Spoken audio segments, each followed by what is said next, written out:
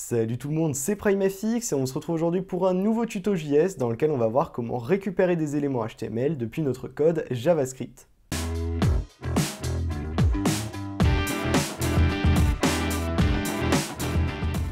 Jusqu'à présent, on a vu en JavaScript comment créer des variables, utiliser des boucles, des conditions, etc. Mais c'est vrai qu'on n'a pas encore directement interagi avec notre code HTML. Pourtant, on exécute ici toujours notre code JavaScript depuis un code HTML, donc c'est bien qu'il y a une liaison entre ces deux codes. Et bien cette liaison, elle va en fait être réalisée par ce qu'on appelle le DOM, donc qui veut dire Document Object Model, et qui est en gros ce qui va faire la passerelle entre notre HTML et notre JS. Et le DOM, c'est tout simplement les éléments HTML qui sont sur notre page. Donc pour commencer, ici, on va créer différentes choses. On peut créer par exemple un petit paragraphe. On va mettre ici du texte, 3 petits points. On va le refermer et on va appliquer différents ID. Donc par exemple, un ID ici au titre, ID égale titre. Et ici, on peut mettre par exemple au paragraphe également un ID, donc qui pourrait être ID égale paragraphe. On peut enregistrer ce code HTML. On va venir ici dans app.js et je vais vous montrer comment récupérer directement ces éléments en JavaScript, donc les éléments auxquels on vient de donner un ID. Pour ça, on va se placer ici, on va créer une nouvelle variable et on va dire var par exemple titre égale, donc c'est ce qui va contenir notre H1. Et on va ici utiliser une méthode qui est propre à JavaScript et qui est la méthode getElementById. Donc getElementById, comme ceci, avec à chaque fois une majuscule au début de chaque mot. Et elle a une petite particularité, j'ai bien dit que c'était une méthode et non pas une fonction, donc on va avoir des parenthèses à cet endroit-là et un point-virgule à la fin, bien sûr. Et donc ici, on a ces parenthèses à la fin, mais ce n'est pas une fonction, c'est bien une méthode JavaScript. Et en fait, cette méthode est rattachée à un objet, et c'est l'objet document. C'est pour ça qu'on va écrire devant document. Et getElementById. Le document ici veut simplement dire qu'on se trouve dans le document, dans la page actuelle, et qu'on doit donc chercher les éléments, ou plutôt l'élément qui a l'idée que l'on va préciser entre parenthèses, dans le document. Donc ici, on va préciser qu'on veut l'idée par exemple du titre, donc, enfin du H1 plutôt, qui est l'idée titre. Et pour ça, on va écrire ici titre. On va faire un alerte tout de suite de cette variable, donc alerte de titre, et également un console.log de titre. Et on va voir ce que tout ça nous affiche. Donc on enregistre, on vient ici dans le navigateur, on actualise, et ici on voit qu'il m'affiche Object HTML Heading Element. Donc on a un petit renseignement, on voit qu'il détecte bien ici heading, qu'il s'agit d'un titre, il s'agit d'un élément de titre, et il voit ici que c'est un objet, donc qui va contenir différentes propriétés. On peut cliquer sur OK, on va ensuite ouvrir la console du navigateur et on voit ici à l'intérieur que ça nous retourne h1id égale titre, donc le console log qu'on a fait au niveau de la ligne 3, c'est bien celui qu'on a fait juste ici de la variable titre, il nous affiche en fait toute la balise dans son intégralité. Si je reviens ici, on voit bien qu'on a toute la balise.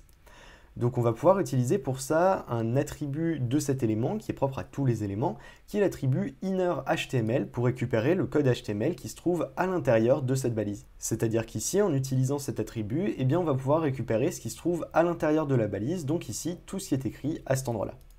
On va revenir dans app.js et on va ici écrire alerte, et au lieu de mettre juste titre, on va dire titre.inner, donc en minuscule, et HTML cette fois-ci entièrement en majuscule. On peut venir actualiser la page ici du navigateur et on voit bien qu'il m'affiche ici cette fois-ci non plus Object et HTML Heading Element, mais il m'affiche bien cette fois-ci Tuto.js numéro 9, récupérer des éléments HTML. On a donc bien pu de cette façon récupérer l'élément H1 grâce à tout ça. Donc bien sûr, c'est un petit peu un raccourci que j'ai fait ici en utilisant titre.innerHTML. On a d'abord mis l'élément ici à l'intérieur d'une variable, mais bien sûr, si on faisait ça sans passer par une variable, on pourrait également le faire. C'est-à-dire qu'ici, la seule chose qu'il faut savoir, c'est que cet attribut-là innerHTML est propre à un élément HTML. Donc c'est-à-dire qu'ici, on peut récupérer ça. On pourrait d'ailleurs exactement mettre la même chose à l'intérieur ici, ou bien créer par exemple une variable titre un petit peu plus bas, et mettre la même chose à l'intérieur pour venir l'appeler juste ici. C'est juste des petits jonglages, j'ai envie de dire, entre les différentes notations, les différentes façons d'appeler les méthodes et attributs. Donc là, si on actualise la page, on va voir qu'il nous affiche toujours la même chose, et pareil, dans la console, il va nous afficher également le contenu HTML qui se trouve à l'intérieur de notre balise H1. Donc voilà en gros comment fonctionne la méthode getElementById, mais il existe également d'autres méthodes un petit peu du même genre que je vais vous présenter. Donc on va ici effacer cette partie-là, on va créer une nouvelle variable qu'on va appeler par exemple cette fois-ci var paragraphe, mais cette fois-ci au pluriel, donc paragraphe égal. Et ici on va venir appeler donc toujours document. Et on va appeler cette fois-ci non plus getElementById, mais getElementByTagName. Et là, attention, petite chose à laquelle il faut faire attention, on n'appelle pas ici getElement, mais getElements au pluriel. Je vais vous montrer pourquoi tout de suite. Donc là, on a laissé un ID à notre paragraphe, on va venir en copier un et mettre ici du texte supplémentaire par exemple, 3 petits points. On peut mettre ici en ID paragraphe 2, on va enregistrer ça, mais vous allez voir que l'idée finalement ne va pas venir influencer ce qu'on va faire. Ici, on a une méthode qui est getElementsByTagName, et le tagName, en fait, il y a un tag en anglais, et bien c'est une balise. Donc ça veut dire qu'on va vouloir récupérer ici les éléments qui correspondent au nom d'une balise. Donc ici, par exemple, on va pouvoir récupérer toutes les balises P, tous les éléments qui sont issus d'une balise P, et on va pouvoir aller un petit peu plus bas et faire un console.log, donc console.log de paragraphe. Donc sans les guillemets, hein, c'est la variable, point virgule. On enregistre, on va venir ici actualiser la page, on voit bien le paragraphe supplémentaire qui apparaît ici. Et si on va au niveau de la console, on voit qu'on a cette fois-ci une HTML collection, c'est une collection, si on veut, un tableau d'éléments HTML. Donc ici, on a le P qui a l'id paragraphe et le P qui a l'id paragraphe 2. Donc là, pour l'instant, on ne peut pas faire grand-chose. C'est-à-dire que si à cet endroit-là, par exemple, j'appelle innerHTML, donc de cette façon comme on l'a fait juste avant, innerHTML, j'enregistre, j'actualise ici la page, je reviens dans l'outil de développement, il va me dire undefined. Alors pourquoi il fait ça? Eh bien simplement parce qu'on appelle le innerHTML d'un tableau. Forcément, à partir du moment où on appelle une méthode qui va être capable de retourner plusieurs éléments et non plus un seul élément, un ID c'est forcément un seul élément du code, on va avoir un tableau, mais bien sûr on va pouvoir le traiter un petit peu différemment. C'est-à-dire qu'ici on peut faire par exemple une boucle for, donc for, entre parenthèses, on va dire var i est égal à 0, point virgule, et on va dire ici i est inférieur à paragraphe, donc paragraphe.length, comme ceci, de façon à ce que notre boucle s'effectue pour chaque élément du tableau. On va rajouter un dernier point virgule et ici i++. Donc vous allez rapidement voir à quoi ça va nous servir. On va faire ici toujours un console.log, donc console.log, et cette fois-ci on va faire un console.log de paragraphe, comme ceci, paragraphe au pluriel, entre crochets i, qui va nous sélectionner l'index du tableau de i, donc de cette variable-là qui va être incrémentée à chaque fois qu'on rentre à nouveau dans cette boucle, et ensuite .innerHTML, et de cette façon on va pouvoir récupérer le contenu HTML de nos paragraphes. Donc on va ici venir faire également un alerte, on peut le faire, ça marche de la même façon, donc on va le faire comme ceci, alerte, on va également faire un alerte ici de paragraphe sans l'avoir traité pour voir ce que ça va nous afficher. On peut actualiser la page, on voit qu'il dit ici qu'on a bien un objet qui est une HTML collection, donc ce que je disais juste avant, ce qu'on avait dans le console.log également. Et si on continue à cliquer sur OK, on voit bien qu'il nous affiche du texte, une nouvelle fois OK, du texte supplémentaire. On peut venir vérifier ça au niveau de la console, on a bien la même chose qui apparaît. On pourrait faire d'autres paragraphes, on pourrait en rajouter encore. Par exemple ici, on n'est même pas obligé de lui donner un ID, hein, bien sûr. Du texte supplémentaire en plus, voilà, on enregistre, on vient actualiser la page, et on voit bien ici qu'on peut, comme ça, mettre autant de paragraphes qu'on veut, ça va automatiquement les ajouter. Si on vérifie dans l'outil de développement, on voit cette fois-ci qu'on a encore un dernier paragraphe qui est apparu ici au bout du tableau. Donc voilà pour cette méthode getElementsByTagName. Maintenant, il faut savoir qu'on a encore une autre méthode qui existe, qui est getElementsByName. Donc on va l'appeler ici getElementsByName, donc toujours avec un S vu qu'on va avoir plusieurs éléments qui auront le même nom. D'ailleurs, alors je vais revenir très rapidement sur l'autre, hein, juste histoire de vous montrer un petit truc pour que vous ne vous fassiez pas avoir. Si on enlève ici les autres paragraphes et qu'on vient ici actualiser la page, on aura toujours une HTML collection. Peu importe s'il y a un ou plusieurs paragraphes, à partir du moment où on peut potentiellement avoir plusieurs éléments et on va avoir un S ici au niveau de la méthode, on va avoir un tableau qui sera retourné. Voilà, c'est juste histoire d'être sûr de ne pas faire d'erreur à ce niveau-là. Donc je disais, on peut avoir la fonction, enfin la méthode plutôt getElementsByName directement, et on va dire ici qu'on veut par exemple l'élément qui a le nom pseudo. Donc pour ça, on va ajouter à ce niveau-là pseudo. Alors j'ai juste oublié le by juste ici, donc c'est getElementsByName. Pseudo, ensuite on va garder ici, on va enlever paragraphe, donc je sélectionne tout, CTRL D si jamais sur Sublime Text, et ici on va dire non plus paragraphe, mais par exemple input, vu que généralement ce seront des entrées que l'utilisateur aura mises, vu que les names s'utilisent dans les inputs des formulaires. Donc on va supprimer ce petit paragraphe, ou bon, on peut le laisser, ça ne change rien. On va venir créer un petit peu plus bas un formulaire, donc form, on le referme directement en dessous, et à l'intérieur on peut mettre des entrées, donc input, name égale pseudo par exemple, type égale texte, type égale texte, comme ceci, et on peut venir fermer ça comme ceci. On pourrait rajouter également un bouton submit, ou voilà, peu importe, mais pour l'instant on va juste le laisser comme ça. On va voir ici au niveau de app.js ce qu'il va se passer. Donc on va actualiser ça comme ceci et on voit ici qu'il nous affiche object node list. Et si on vient faire OK, eh bien il ne nous affiche rien puisqu'ici la valeur de notre champ de texte est tout simplement vide. Alors dans l'idée, ce qui serait bien, c'est de pouvoir entrer du texte et ensuite de venir recharger ça, ce petit script, et de voir quelle est la valeur de notre entrée. Mais là, le but de ce tuto, c'est pas de détecter à partir de quel moment on a une entrée qui va changer, on va insérer des caractères, ou bien lorsqu'on va cliquer sur le bouton Submit, valider si on veut, d'un formulaire. Le but, c'est juste de détecter la valeur de notre formulaire, de notre entrée. Donc ici, on va revenir au niveau de notre code, on va aller dans l'index.html et on va rajouter une valeur par défaut avec l'attribut value. Et on va dire par exemple pseudo primefx. Donc là, on peut revenir sur le navigateur, on peut actualiser la page, on voit bien qu'il y a primefx qui s'est écrit juste ici, on a object node list toujours, hein, donc on détecte bien une input, on veut bien rechercher un élément par son nom. Ensuite, on peut cliquer sur OK, là bizarrement il ne nous affiche toujours rien. Pourtant on a bien utilisé la méthode innerHTML, on devrait bien avoir le contenu de cet élément-là. Et bien c'est simplement parce que innerHTML, on ne peut pas l'utiliser dans absolument tous les cas. InnerHTML, c'est vraiment lorsqu'on va avoir du contenu entre deux balises. Si on avait par exemple ici salut et qu'on venait refermer la balise input, si on pouvait le faire hein, bien sûr, et bien ici l'innerHTML ce serait ça. Or ici on n'a pas du tout ça, on a juste une valeur. Et bien pour ça, il existe un autre attribut qu'on va pouvoir utiliser, qui est l'attribut value. Donc on va supprimer ici cette valeur pour l'instant, on va venir ici dans app.js, et au lieu de faire un console log ou un alerte de innerHTML, eh bien on va venir faire ça, mais avec l'attribut value. On enregistre ça, on va venir actualiser la page, hop, comme ceci, on voit qu'il n'y a rien à l'intérieur, on fait OK, il ne m'affiche toujours rien.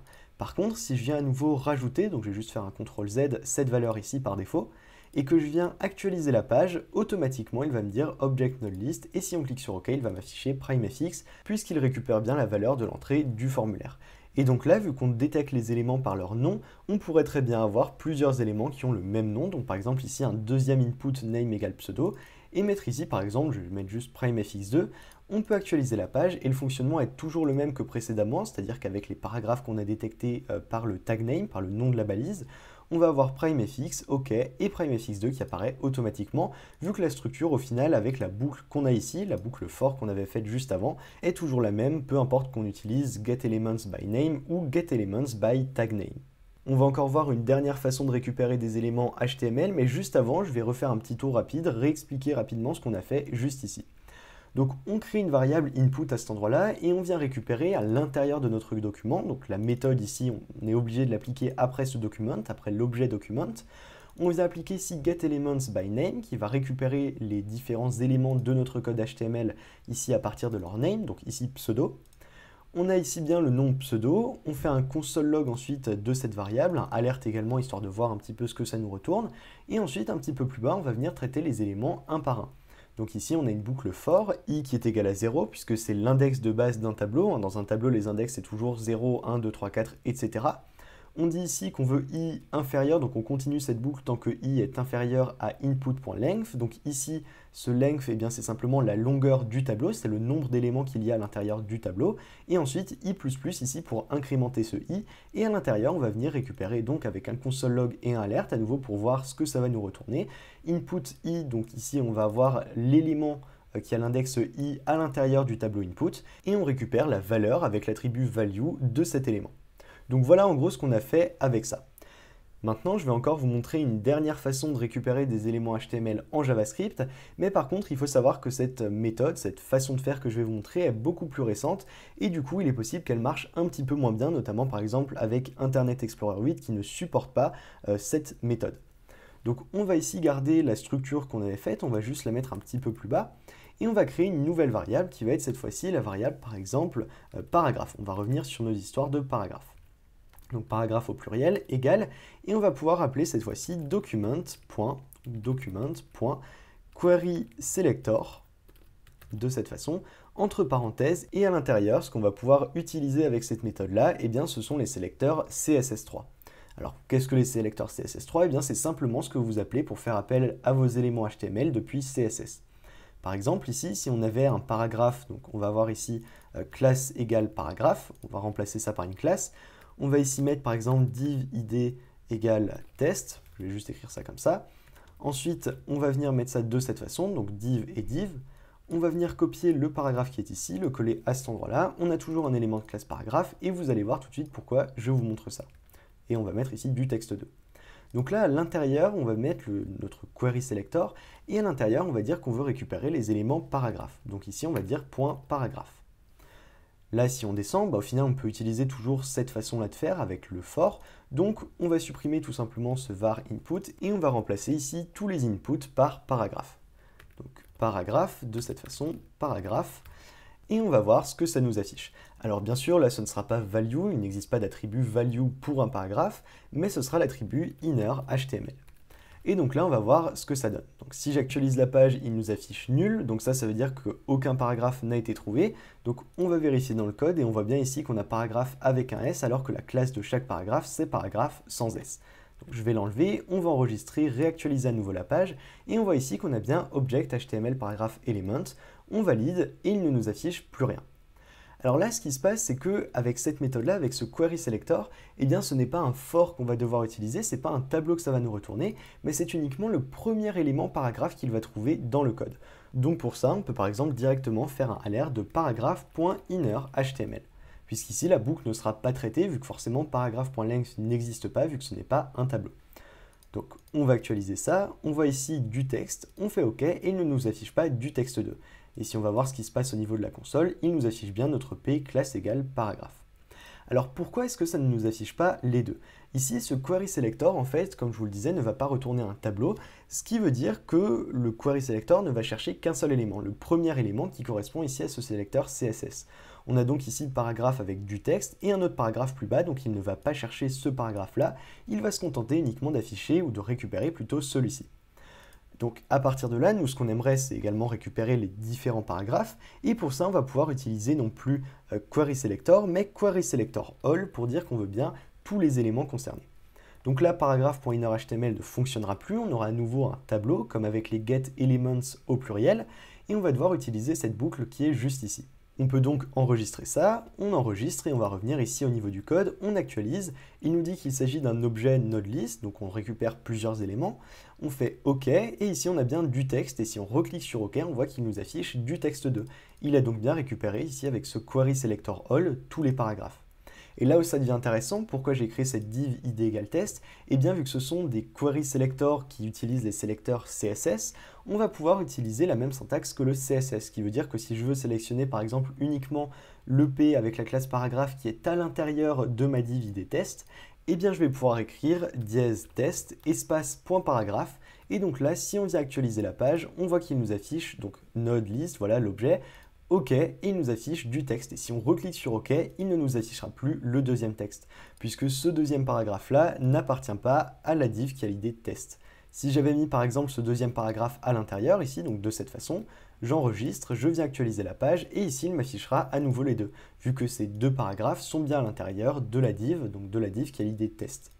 Et à nouveau, si on revenait sur query selector uniquement et non plus query selector all, donc là je reviens un petit peu sur ce qu'on a fait avant, juste histoire d'être sûr que vous ne confondiez pas les deux.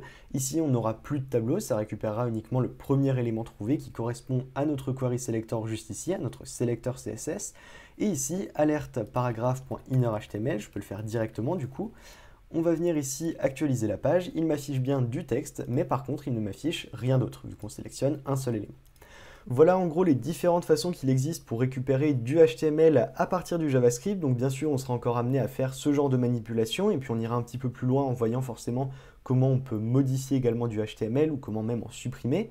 Mais en tout cas, voilà, avec ça, vous avez déjà les bases qui vous permettront d'interagir avec votre code HTML. Donc comme d'habitude, je vous invite à vous entraîner, à revoir un petit peu tout ce qu'on a vu dans ce tuto. Et en tout cas, j'espère que cette vidéo vous a plu. Si c'est le cas, je vous invite à mettre un petit pouce bleu, à vous abonner à la chaîne pour ne pas rater les prochaines. Vous pouvez également me suivre sur les réseaux sociaux, tous les liens sont dans la description. Et sur ce, je vous dis à très bientôt pour de prochaines vidéos.